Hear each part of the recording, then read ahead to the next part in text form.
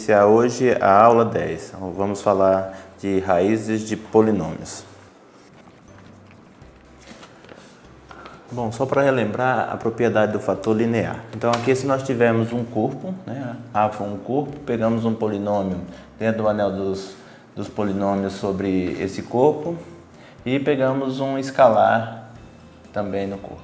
Então esse escalar alfa é uma raiz do polinômio f de x somente se esse fator, né, esse polinômio de grau 1 divide o f de x. Ou seja, se alfa é uma raiz do polinômio f, né, então nós vamos ter que f de x se escreve dessa forma aqui. X menos alfa vezes um polinômio g de x aqui, certo? Significa que este polinômio é divisível por esse fator linear. Por isso o nome da propriedade do fator linear. Então sempre que alfa for uma raiz do polinômio f de x, esse polinômio é divisível por esse fator linear. Bom, isso é importante. Bom, se nós tivermos essa situação, o fator linear x menos alfa elevado a n divide o polinômio f de x e acontecer que x menos alfa, né, elevado a m mais 1 não divide o polinômio x, então dizemos que m é a multiplicidade da raiz alfa. O que significa isso? Significa que se eu decompor o polinômio f de x, então vai aparecer o fator linear x menos alfa m vezes, certo? Então aqui vai aparecer esse fator linear x menos alfa m vezes. E aqui pode aparecer ainda um polinômio g de x, tá certo? Então, a multiplicidade de uma raiz é quantas vezes vai aparecer esse fator linear na decomposição do polinômio f de x, tá certo? Então, se eu pego esse polinômio e dividir por x menos alfa, vai aparecer um polinômio aqui. Novamente vou dividir por x menos alfa, até uma hora que você vai obter uma decomposição aqui, vai ser um produto de m vezes esse x menos alfa, e esse polinômio g de x, acontece que x menos alfa não divide ele, certo? Que é a mesma coisa dizer que x menos alfa elevado a m mais 1 não divide o polinômio f de x. Bom, então, multiplicidade. Quando falarmos de multiplicidade da raiz, é quantas vezes essa raiz vai se repetir quando eu fatorar esse polinômio f de x. Bom, e se m for igual a 1, então nós dizemos que alfa é uma raiz simples.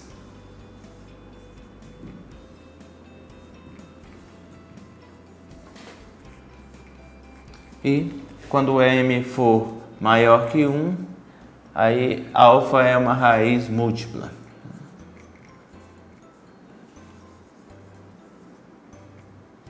Certo? Então, se m é igual a 2, você diz que a raiz é dupla. Se é 3, tem raiz tripla e assim por diante. Bom, como exemplos, vamos considerar esse polinômio com coeficientes reais e vamos verificar quais são as raízes e se essas raízes têm multiplicidades. Então, aqui, observe que quando eu aplicar f em 1, nós vamos ter x, ou melhor, 1 à quarta menos 2 vezes 1 ao cubo mais 2 vezes 1 ao quadrado menos 2 vezes 1 mais 1. E depois que fizermos a conta aqui, isso vai ser igual a 0. Ou seja, 1 é raiz do polinômio f de x. Então, pela proposição anterior, nós vamos ter que x menos 1 divide o polinômio f de x. Fazendo essa divisão, nós vamos obter o seguinte. Quando eu dividir o polinômio f de x por x menos 1, nós vamos obter esse resultado. Então aqui nós podemos escrever, vai ficar x ao cubo menos x ao quadrado mais x menos 1. Certo? Então aqui, se chamarmos esse polinômio de g de x, então pegamos aqui g de x igual a x ao cubo menos x ao quadrado mais x menos 1. E quando eu aplico novamente em 1, aplico o polinômio g de x em 1, nós vamos ter aqui 1 ao cubo menos 1 ao quadrado mais 1 menos 1. E também isso é igual a zero, ou seja, x menos 1 divide g de x. E aí escrevemos, então esse polinômio aqui vai ser o produto de x menos 1 vezes um outro polinômio. Então o polinômio f de x é igual a x menos 1 vezes x menos 1 vezes, aqui vai ser x ao quadrado mais 1, certo? Aqui observe que quando o polinômio g de x, eu escrevi assim, dessa forma. Quando você dividir o polinômio, este polinômio aqui, por x menos 1, você vai obter esse quociente aqui.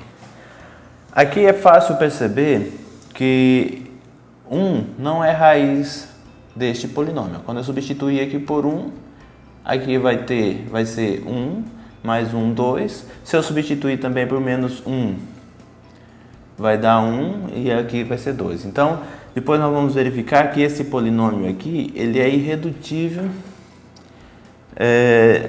no conjunto dos números reais. Daqui a pouco nós vamos verificar isso. Mas aqui o que eu quero observar é que a raiz 1 tem multiplicidade 2.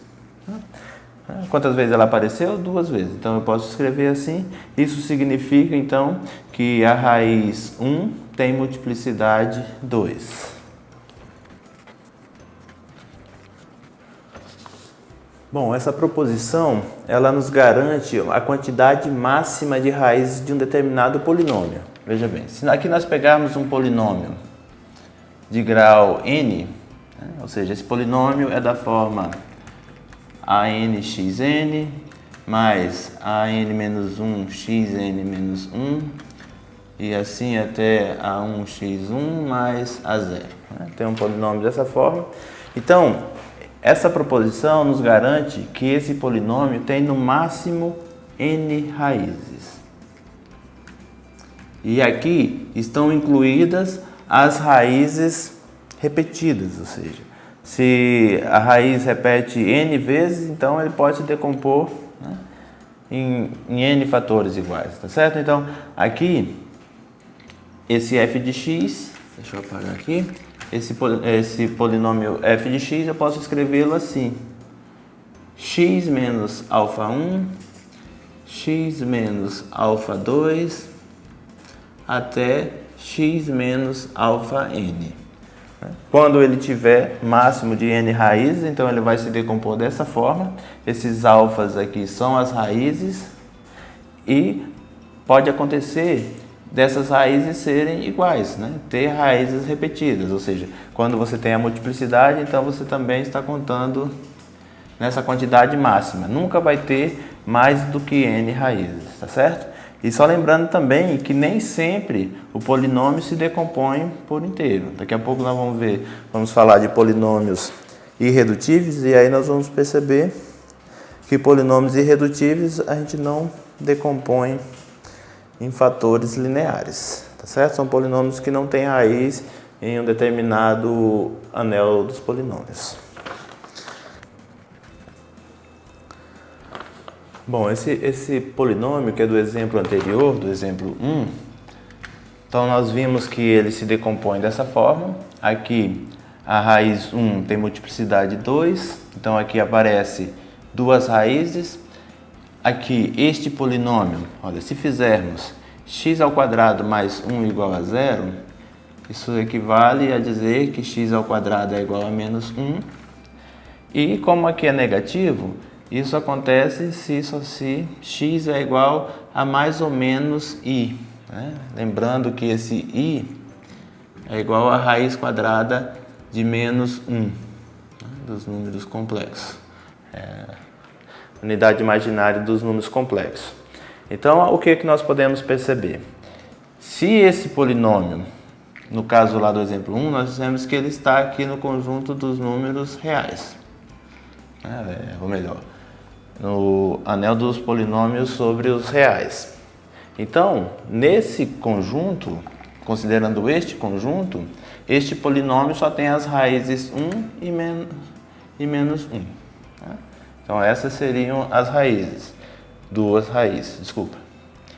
É 1 e 1. Né? É 1 e 1. O 1 repete duas vezes. Então, teria essas duas raízes, que na verdade é a mesma. Agora, se observarmos que o conjunto dos reais está contido dentro dos conjuntos dos complexos, e assim nós temos essa inclusão também aqui nos anéis dos polinômios sobre R e sobre C, então neste conjunto, né, porque essas raízes aqui pertencem ao conjunto dos complexos, então neste conjunto o polinômio f tem essas raízes aqui. 1, menos i e i, que são 4 raízes. Então, observe bem, qual é o grau do polinômio f? O grau é 4, e segundo a nossa proposição anterior, a proposição 2, se o polinômio tem grau 4, ele tem no máximo 4 raízes. E aqui estão as raízes desse polinômio, considerando aqui o anel dos polinômios sobre os complexos.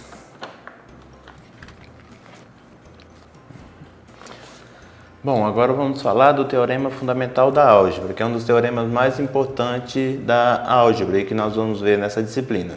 Esse teorema garante que, se tomarmos o corpo dos complexos e pegarmos aqui um polinômio, né, sobre o anel dos polinômios sobre os complexos, né, um polinômio não constante, então, sempre vai existir um valor alfa nesse conjunto dos complexos, tal que alfa é uma raiz desse polinômio f de x, certo? Então, o que esse teorema garante? O que o teorema fundamental da álgebra nos garante?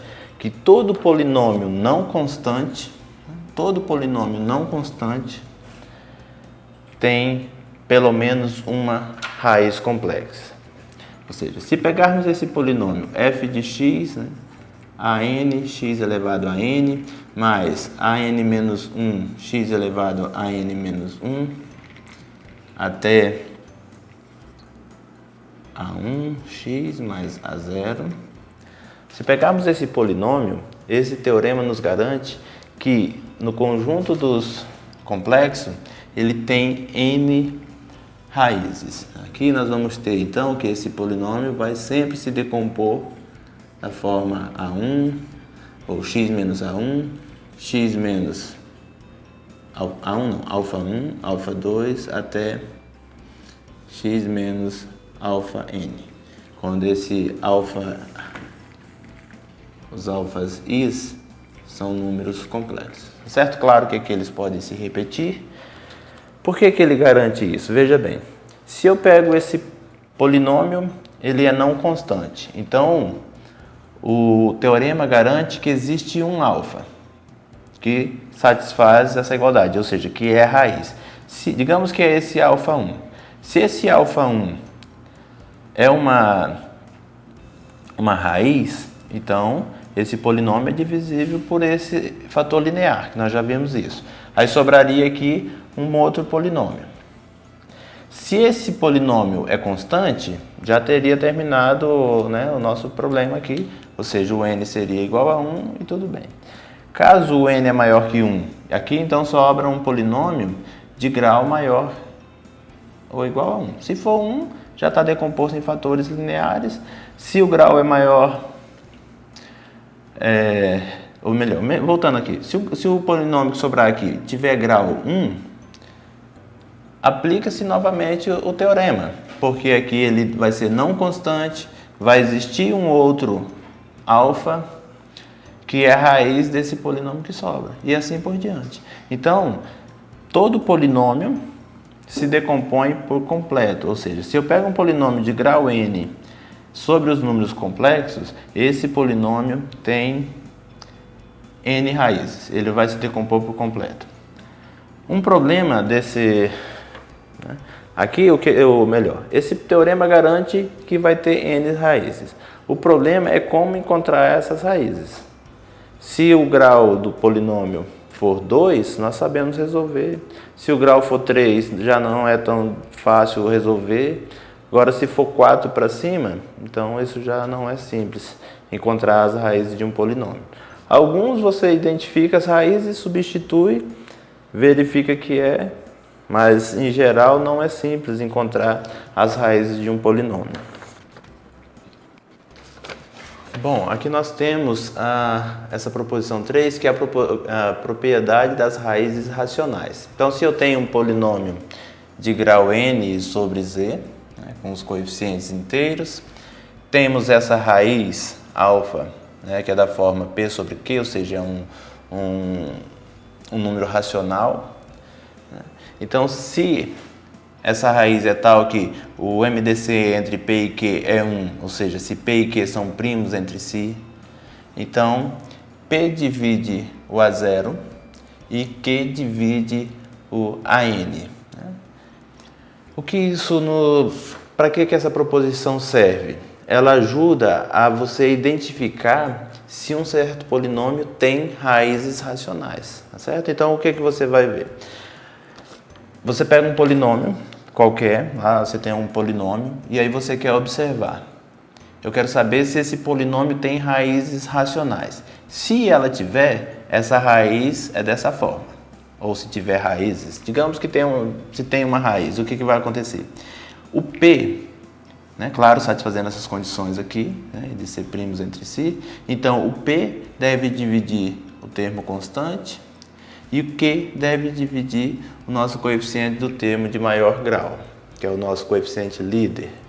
Tá certo? Então, você observa isso. Você vai ter o seu polinômio, você vai ter os divisores desse coeficiente, tem os divisores desse coeficiente, e aí você vai ter as possíveis raízes. Por exemplo, se eu pegar o polinômio f de x igual a 2x à quarta, menos 5x ao cubo, menos 2x ao quadrado, menos 4x mais 3. Aqui, será que vai existir uma raiz racional? Ou seja, será que vai existir P e Q, né, uma raiz dessa forma, que seja, né, a raiz desse polinômio? Bom, se existir, por essa proposição, nós temos que o P deve dividir, né, se acontece isso, então P divide 3 e Q deve dividir 2. Né? O que nós sabemos sobre P e Q? P e Q são números, devem ser números inteiros com Q positivo. Aí, então, como é que nós vamos tentar descobrir quem são essas raízes, ou quem é a raiz, se existir? Nós temos aqui, olha, quais os números inteiros que dividem 3? Os divisores de 3 é menos 1, 1, 3 e menos 3. Tá certo? Então, o P deve estar nesse conjunto. Quem são os números inteiros positivos, porque tem que ser positivo, que divide o 2? É o 1 e o 2. Então, o nosso Q deve estar nesse conjunto. Então, quais são as possíveis raízes? É só montar aqui. Por exemplo, eu posso pegar o menos 1 e 1. Né? Então, eu posso pegar alfa igual a menos 1 dividido por 1, que é igual a menos 1. Será que menos 1 é uma raiz? Eu substituo aqui. Quando eu colocar aqui menos 1, vai ficar 2, aqui vai ficar 5, né? Porque menos 1 ao cubo é menos 1, vezes menos 5 é 5, então aqui já dá 7, aqui vai dar menos 2, aqui vai dar 4, né? Então não vai anular. Então essa daqui não vale, essa raiz. E assim você testa a outra. Você vai ter as possíveis raízes. Agora pega o menos 1 e 2. Aí faz lá, alfa é igual a menos 1 sobre 2. Será que essa é uma raiz? Não sei. Quantas eu vou poder aqui? Eu tenho quantas ao todo? Vou ter esse com esse, vai dar menos 1. As possíveis raízes, então, vão ser assim. Menos 1 dividido por 1 vai dar menos 1. Menos meio. Agora, 1 e meio.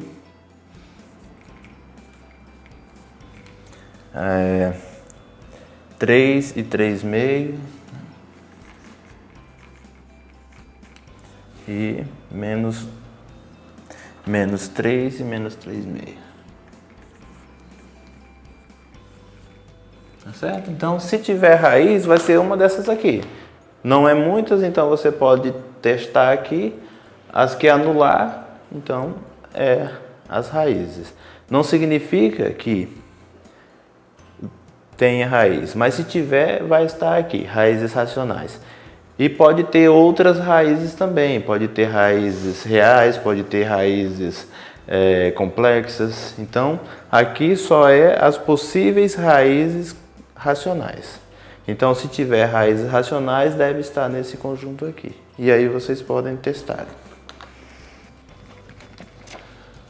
Bom, para encerrar a aula 10, nós vamos ver essa proposição, que diz que é a propriedade da raiz conjugada, ou seja, se alfa é uma raiz de f de x, ou seja, se um número complexo é raiz de f de x, então o conjugado também é raiz de f de x. Esse alfa barra é o conjugado de alfa, né? Ou seja, se alfa é da forma a mais bi, só lembrando, né? Então o alfa barra é a menos bi, certo? Então, sempre que um número complexo for raiz de um polinômio, o seu conjugado também é raiz deste polinômio, tá bom? Então, assim encerramos a nossa aula 10 sobre raiz de polinômios.